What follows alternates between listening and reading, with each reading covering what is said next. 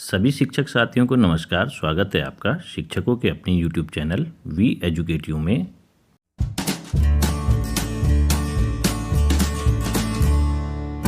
आज का वीडियो राजकीय सेवा में कार्यरत शिक्षकों एवं कर्मचारियों के लिए बहुत ही खास होने वाला है। राजकीय सेवा में आने के पश्चात यदि आपने विभाग की ओर से जारी एक निश्चित समय अंतराल की अवधि को पूरा कर लिया है तथा इस समय अवधि को पूरा करने के पश्चात यदि आपकी सेवानिवृत्ति होती है या आप वीआरएस ले लेते हैं या किन्हीं कारणों से आप अपनी जॉब से एग्जिट करते हैं, तो सेवानिवृत्ति के समय सरकारी शिक्षक या कर्मचारी को विभाग की ओर से दिए जाने वाले विभिन्न लाभों में से एक लाभ ग्रेजुएटी का भी होता है। तो आखिर यह ग्रेजुएटी होती क्या है, इसको पाने की पात्रता क्या क्या होती है, क्या यह केवल ओल्ड पेंशन स्कीम से आच्छादित शिक्षकों एवं कर्मचारियों को ही मिलती है या फिर अब इसके दायरे में एनपीएस से आच्छादित शिक्षक एवं कर्मी भी आते हैं। तो आज के वीडियो में हम यही डिस्कशन करेंगे। जो भी शिक्षक साथी चैनल में पहली बार आए हैं या जिन शिक्षक साथियों ने अभी तक चैनल को सब्सक्राइब नहीं किया है, उनसे हमारा निवेदन रहेगा कि कृपया चैनल को अवश्य सब्सक्राइब कर लें और बेल आइकन के ऑल में जाके क्लिक करें ताकि आने वाले जितने भी अपकमिंग वीडियोज़ हैं उनकी नोटिफिकेशन आपको सबसे पहले मिल पाए और आप उन वीडियोज़ का लाभ उठा पाएँ। चलिए वीडियो स्टार्ट करते हैं। तो जो सबसे पहला प्रश्न निकल के आता है वह यह है कि ग्रेजुएटी आखिर होती क्या है। तो इसकी जो सही परिभाषा है, किसी कर्मचारी को उसके विभाग द्वारा कुछ शर्तों को पूर्ण करने के उपरांत यदि वह सेवानिवृत्त होता है या किसी कारण से वह नौकरी छोड़ता है तो नियोक्ता या विभाग के द्वारा दी जाने वाली प्रोत्साहन राशि या सम्मान राशि को ग्रेजुएटी कहा जाता है। अब हमारे पास जो दूसरा प्रश्न निकल के आता है वह यह है कि ग्रेजुएटी कब दी जाती है। तो इसका जो आंसर निकल के आता है, सामान्यतः यह रकम कर्मचारी को उस समय दी जाती है जब वह नौकरी छोड़ता है या उसे नौकरी से हटाया जाता है या फिर वह रिटायर होता है। यदि किसी वजह से कर्मचारी की मौत या दुर्घटना की वजह से उसके नौकरी छोड़ने की स्थिति में भी उसके नॉमिनी या उसे ग्रेजुएटी की रकम दी जाती है। यदि किसी कर्मचारी की अकस्मात मृत्यु हो जाती है सर्विस के दौरान तो उसके नॉमिनी को भी ग्रेजुएटी देने का प्रावधान है, जिसे डेथ ग्रेजुएटी के नाम से जाना जाता है। और यदि दुर्घटना के फलस्वरूप जो कर्मचारी है वह फिजिकली डिसेबल हो जाता है तो विभाग के द्वारा उसको नौकरी से हटाया जाने की दशा में भी उसे ग्रेजुएटी देने का प्रावधान किया गया है। ग्रेजुएटी क्या केवल पुरानी पेंशन योजना से आच्छादित कर्मचारियों को ही दी जाती है या नवीन पेंशन योजना वाले कर्मचारी भी इसके लाभार्थी हो सकते हैं? यह बहुत ही महत्वपूर्ण प्रश्न है जो कि नवीन पेंशन योजना से आच्छादित शिक्षकों एवं कर्मचारियों को भी समझना चाहिए। पहले ग्रेजुएटी का लाभ केवल पुरानी पेंशन योजना से आच्छादित कर्मचारियों को सीसीएस पेंशन रूल 1972 के अनुसार ही मिलता था, परंतु भारत सरकार के दिनांक 26 अगस्त वर्ष 2016 के नोटिफिकेशन के आधार पर अब नवीन पेंशन योजना जो एनपीएस से आच्छादित शिक्षकों एवं कर्मचारियों को भी इसका लाभ मिलता है। अब एक प्रश्न है, ग्रेजुएटी राशि की अधिकतम सीमा क्या रखी गई है? कोई लिमिट है? ग्रेजुएटी की जो रकम है उसकी कोई लिमिट बांधी गई है? तो वर्तमान समय में सरकारी कर्मचारियों को दी जाने वाली ग्रेजुएटी की अधिकतम सीमा 20 लाख रुपए है। इससे पूर्व रिटायरमेंट ग्रेजुएटी की अधिकतम सीमा 5 लाख रुपए थी तथा जो डेथ ग्रेजुएटी की अधिकतम सीमा 10 लाख रुपए थी, परंतु जब 7th पे कमीशन लगने के पश्चात अब इसकी सीमा को बढ़ाकर 20 लाख रुपया कर दिया गया है। मतलब मैक्सिमम जो लिमिट है इसकी 20 लाख रुपए है। यदि किसी कर्मचारी की ग्रेजुएटी 21 लाख बन जाती है तो लेकिन उसे 20 लाख की ही लिमिट में बांधा गया है कि उसको 20 लाख रुपये ही दिया जाएगा। ग्रेजुएटी के संबंध में सबसे महत्वपूर्ण बात यह है कि ग्रेजुएटी पर मिलने वाली रकम की जो अधिकतम सीमा 20 लाख रुपए रखी गई है वह पूरी तरीके से टैक्स फ्री होती है, अर्थात यह राशि इनकम टैक्स के दायरे में नहीं आती। ग्रेजुएटी के दायरे में आने हेतु शर्तों को भी हम देख लेते हैं कि ग्रेजुएटी पाने के हकदार कैसे हो सकते हैं। यदि कोई कर्मचारी किसी संस्थान में लगातार 5 वर्षों की सेवा को पूर्ण कर लेता है तो वह ग्रेजुएटी पाने का हकदार हो जाता है। तो इसकी कंडीशन यही है कि कम से कम आपको 5 वर्षों की सेवा किसी विभाग में लगातार देनी है। इन 5 वर्षों के अंतराल में आपके द्वारा लिए गए विभिन्न अवकाश जैसे आकस्मिक अवकाश, चिकित्सा अवकाश, मेडिकल लीव अगर आपने ली है या आप विभागीय हड़ताल में शामिल हुए हैं लेकिन आपका वेतन बाद में आहरित हो जाता है शासन की मंजूरी से, तो वे सब अवकाश भी इन 5 वर्षों की सेवा के काल में ही गिने जाएंगे। मतलब ये नहीं होगा कि उन दिनों को हम लैप्स कर देंगे। ग्रेजुएटी की गणना हम कैसे करते हैं? अब ये महत्वपूर्ण है कि आपकी ग्रेजुएटी की कैलकुलेशन कैसे होगी।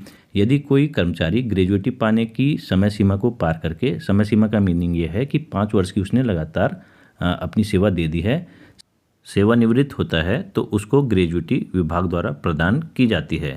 तो इसकी गणना के लिए कर्मचारी के सेवानिवृत्ति के समय के अंतिम वेतन, जिसमें केवल बेसिक पे और डीए आएगा, इस चीज़ को आप देखेंगे कि अंतिम वेतन के रूप में जो उस समय रिटायरमेंट के समय जो उसका बेसिक पे रहा होगा और उस समय जो डीए की दर चल रही होगी, तो उसके हिसाब से आप डीए निकाल देंगे। तो बेसिक पे प्लस डीए को हम जोड़ देंगे।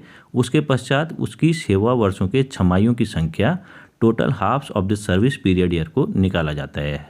रिटायरमेंट ग्रेजुएटी के केस में ग्रेजुएटी की राशि का फार्मूला होता है, ग्रेजुएटी की राशि इक्वल टू जो अंतिम बेसिक पे प्लस डीए चल रहा होगा सेवानिवृत्ति के समय कर्मचारी या शिक्षक का, उसको मल्टीप्लाई कर देनी है उसकी कुल सेवा वर्षों की छमाहियों से, और जितना भी निकल के आया उसको 4 से भाग दे देना है, तो वह ग्रेजुएटी की राशि निकल के सामने आ जाती है।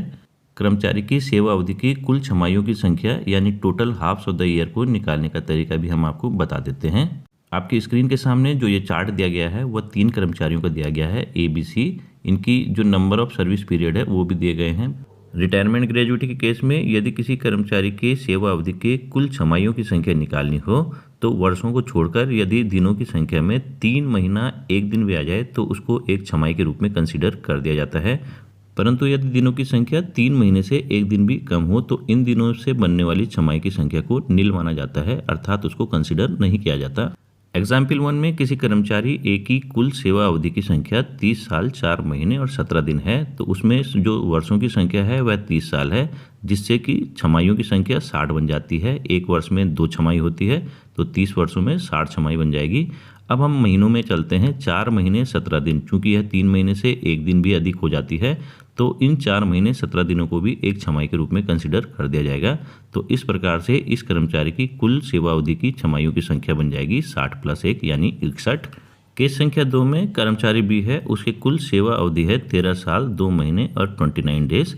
तो यहाँ 13 सालों में कुल छमाहियों की संख्या बन जाएगी, 13 का ठीक डबल कर देंगे 26, और जो महीने हैं 2 महीने 29 डेज। चूँकि यह 3 महीने से 1 दिन भी कम हो जाता है, तो इसकी जो बनने वाली छमाहियाँ हैं इन दिनों की वह नील मानी जाएगी, अर्थात छमाहियों की संख्या 0 हो जाएगी। तो कर्मचारी की कुल छमाहियों की संख्या हो जाएगी 26 + 0 यानी 26। केस नंबर 3 में कोई कर्मचारी सी है जिसकी कुल सेवा अवधि 21 साल 7 महीने और 15 दिन रखी गई है। तो जो 21 साल हैं उसमें बनने वाली कुल छमाहियों की संख्या 42 हो जाएगी, ठीक उसका डबल। अब महीनों की संख्या में 7 महीने 15 दिन है, तो 7 महीनों में से पहले 6 महीने अलग कर देते हैं, तो उससे एक छमाही बन जाती है। शेष जो दिन है 1 महीना 15 दिन, चूँकि यह 3 महीने से 1 दिन भी कम हो जाता है, तो जो 1 महीना 15 दिन बचेगा उससे बनने वाली छमाहियों की संख्या 0 हो जाएगी, अर्थात उसको कंसीडर नहीं किया जाएगा। तो इस प्रकार 7 महीने 15 दिनों में बनने वाली कुल हाफ्स की संख्या हो जाएगी 1। तो कर्मचारी की सेवा अवधि में कुल छमाहियों की संख्या हो जाएगी 42 + 1 अर्थात 43। तो इस प्रकार से आप किसी भी कर्मचारी की सेवा अवधि की कुल छमाहियों की संख्या को बड़ी ही आसानी से निकाल सकते हैं। अब महत्वपूर्ण व ध्यान देने योग्य बात यह है कि यदि किसी अध्यापक द्वारा सेवा विस्तार ले लिया जाता है, जैसे एक्सटेंशन ले लेते हैं, तो उसका अंतिम वेतन की गणना उनकी अधिवर्षता आयु, जो उनकी एक्चुअल एज थी जिसमें वे रिटायर हुए, को पूर्ण करने वाली तिथि से ही की जाएगी, ना कि सेवा विस्तार मिलने के पश्चात सेवानिवृत्त होने की तिथि से। यानी कि यह है कि अगर आपको एक्सटेंशन मिल जाता है और एक्सटेंशन के बाद आप 31 मार्च को रिटायर होते हैं, तो 31 मार्च का जो आपका बेसिक पे प्लस डी है वह काउंट नहीं होगा। आपकी जो अधिवर्षता आयु जब पूर्ण हुई होगी, हो सकता है सितंबर के महीने हुई हो, अक्टूबर के महीने में हुई हो, तो उसी समय का बेसिक पे प्लस डीए आपका काउंट होगा। कर्मचारी की सेवा काल के कुल छमाहियों की संख्या की अधिकतम सीमा भी बांधी गई है कि जो कि 66 होनी चाहिए। यदि यह 67 या उससे अधिक भी आ जाए तो उसे 66 के रूप में ही माना जाता है, अर्थात ग्रेजुएटी पाने की अधिकतम जो सेवा की सीमा है वह 33 वर्ष तक सीमित रखी गई है। तो यदि किसी शिक्षक साथी की सेवा 35 या 36 साल की भी है तो ग्रेजुएटी के मामले में उसकी सेवा को 33 वर्ष के दायरे में ही माना जाएगा। अब ग्रेजुएटी का एक उदाहरण देख देते हैं कि ग्रेजुएटी हम कैसे निकालते हैं। तो सबसे पहले हम लंबी सेवा वाले शिक्षक कर्मचारी की ग्रेजुएटी निकालने का प्रयास करते हैं। माना किसी कर्मचारी शिक्षक की कुल सेवा अवधि 31 वर्ष 5 महीने और 13 दिन है तथा कर्मचारी शिक्षक साथी की सेवानिवृत्ति के समय का मूल वेतन जो है 90,300 रुपया है।